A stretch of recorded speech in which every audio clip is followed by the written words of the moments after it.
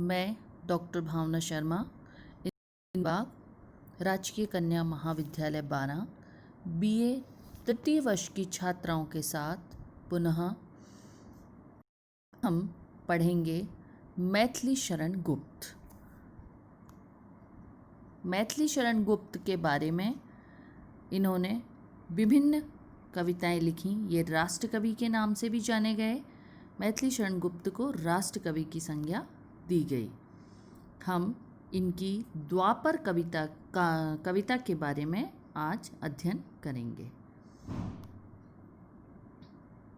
मैथिली शरण गुप्त प्रस्तुत है पुस्तक के कुछ अंश।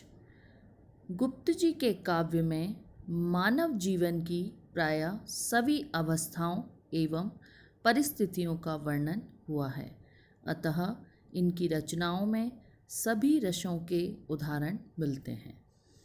प्रबंध काव्य लिखने में गुप्त जी को सर्वाधिक सफलता प्राप्त हुई है।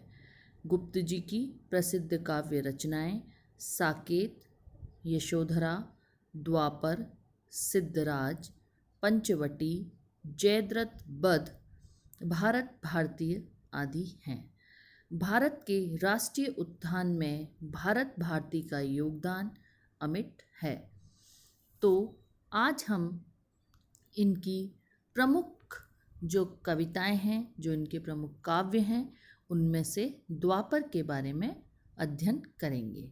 द्वापर में विधाता, इसमें निम्न पद का अध्ययन आज हम करेंगे। राम राम हा ठहरो ठहरो, यह तुम क्या करते हो, अबला कहकर भी मुझको यूं बलपूर्वक धरते हो। लज्जा भी छोड़ी क्या तुमने, छोड़ी जहाँ दया है, तन ना जाए पर मन तो मेरा अपनी गैल गया है। आज हम इस पद का अध्ययन करेंगे। इसमें जो कठिन शब्द हैं वे हैं विद्राता। विद्राता का मतलब पकड़ी गई या तिरस्कृत, जिसका तिरस्कार हुआ हो। गैल, गैल माने कि मार्ग, रास्ता, राह, ये गैल के पर्यायवाची हैं। इस प्रसंग में यह प्रसंग मैथिली शरण गुप्त द्वारा रचित द्वापर काव्य में संकलित अंश से उद्धृत है। इसमें कवि ने विधाता नारी यानी कि जो तिरस्कृत नारी है उसके कथन को उपस्थित कर उसकी परंपरा विरोधी भावना का चित्रण किया है। इसमें राम राम हा ठहरो ठहरो, कवि ने वर्णात्मक विधाता पुरुष को लक्ष्य करके कहने लगी। विधाता कौन? जो तिरस्कृत स्त्री है, वह अपने वर्णानुसार वह एक पुरुष को लक्ष्य करके कहती है कि दुख की बात है, यह तुम क्या अनीति कर रहे हो। वह एक पुरुष से बोल रही है कि तुम ये बहुत बड़ी अनीति कर रहे हो, यानी कि वो एक उस पर क्वेश्चन कर रही है कि यह तुम क्या अनीति कर रहे हो। अबला कहकर भी मुझको यूं बलपूर्वक धरते हो। वो बोलती है ठहरो ठहरो, तुम मुझे अबला नारी कहकर भी इस तरह बलपूर्वक क्यों पकड़ रहे हो, क्यों अपने अधीन रखने का जबरदस्ती प्रयास कर रहे हो। इसमें वो बता रही है कि आप मुझे अपने अधीन जबरदस्ती रख रहे हो। लज्जा भी छोड़ी क्या तुमने, छोड़ी जहाँ दया है। वह उस पुरुष से बोल रही है कि आप मुझे ज़बरदस्ती अपने पास रखने का प्रयास कर रहे हैं।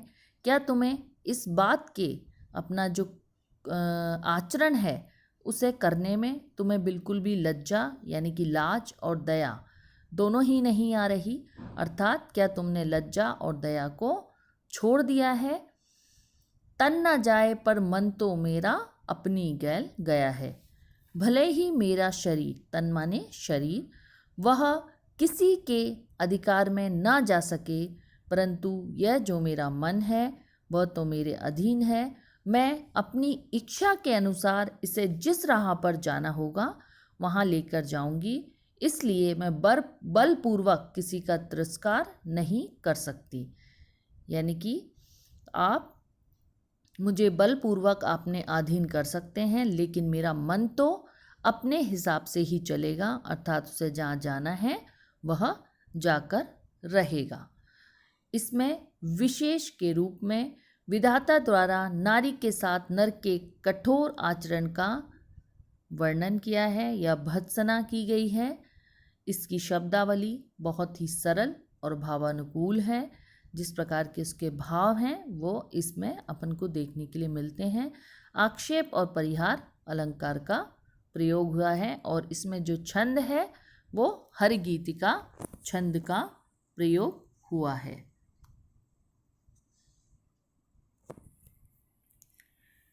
फिर अगला पद है लोहित नेत्र फड़कते नथुने, विकृत वदन खरबाणी नारायण मेरे नर में है, कौन नया यह प्राणी रौद्र नहीं विवत्स असुचि है। यह रौद्र नहीं विवत्स असुचि यह, आओ अरे नहाओ यह शरीर अब कहाँ जाएगा सुख शांति कर पाओ। इसमें कठिन शब्द लोहित यानी कि लाल, खर यानी कि कर्कश, असुचि यानी अपवित्र, विकृत बदन यानी कि विकारग्रस्त चेहरा टेढ़ा मेढ़ा मुख, रौद्र यानी कि भयंकर। इस पद में वह पुरुष के क्रोध युक्त तमतमाते चेहरे को देखकर जो विधाता यानी तिरस्कृत नारी है वह विधाता नाम विधृता नाम की नारी उसे शांत होने के लिए कहती है, उसका चित्रण किया गया है।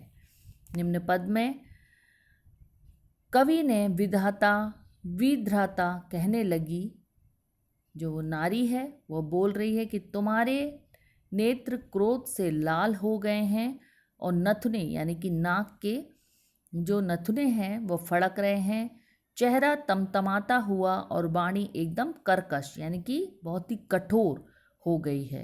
हे भगवान, देखने में यह पुरुष है परंतु आचरण में यह कौन सा नया प्राणी बन गया है। अर्थात कि ये देखने में तो पुरुष लग रहा है लेकिन ये क्या है, एक जानवर से भी भयानक है।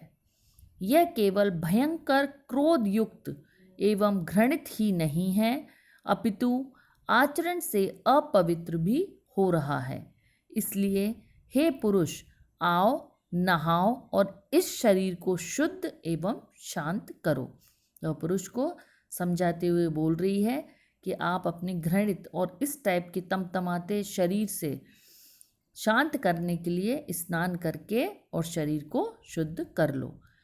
अब यह शरीर तो त्यागा नहीं जा सकता, इसे शुद्ध एवं शांत ही किया जा सकता है। तुम भी अपने आवेश त्याग कर ऐसा ही करो। इसमें विशेष के रूप में पुरुष को आचरणगत पवित्रता अपनाने के लिए कहा गया है। नर में राक्षसी प्रवृत्ति आवे यह चिंतनीय दशा रहती है। तत्सम शब्दावली संवादात्मक एवं छंद की गेयता उचित है।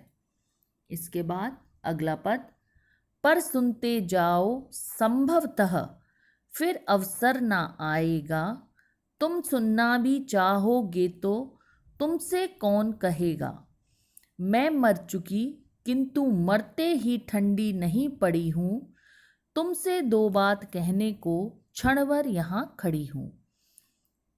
इसमें वह पति के सामने, जो विधाता स्त्री है, तिरस्कृत स्त्री है, वह पति के सामने स्वाभिमान के साथ अपना अभिमत व्यक्त करते हुए कहती है, पुरुष स्वयं को विशिष्ट मानकर नारी पर अत्याचार करे, उसे दबा कर रखे और निर्लज्जता पूर्वक उसे अबला माने, यह उचित नहीं है। वह तिरस्कृत नारी एक पुरुष को बोल रही है कि आपको बिना लज्जा यानी कि लज्जा से युक्त इस कार्य को आप जो कर रहे हैं, मेरे ऊपर जो अत्याचार कर रहे हैं, वह अनुचित है, यह उचित नहीं है। इसलिए नारियों के साथ व्यवहार करते समय पुरुष को अपने आचरण में शुद्धि का ध्यान रखना चाहिए। मैं यही बात तुमसे कहना चाहती हूँ। तुम मेरे इस बात को इस समय अच्छी तरह सुन लो, क्योंकि आगे तुम यह बात सुनना भी नहीं चाहोगे, तो भी सुन ना सकोगे। मैं तुमसे फिर इसे नहीं कहूँगी। इस अपमानित व्यवहार से मैं एक प्रकार से मर चुकी हूँ। वो बोल रही है, मैं मर चुकी हूँ, किंतु मरते ही ठंडी नहीं पड़ी। तुमसे दो बात कहने को क्षण भर यहाँ खड़ी हूँ।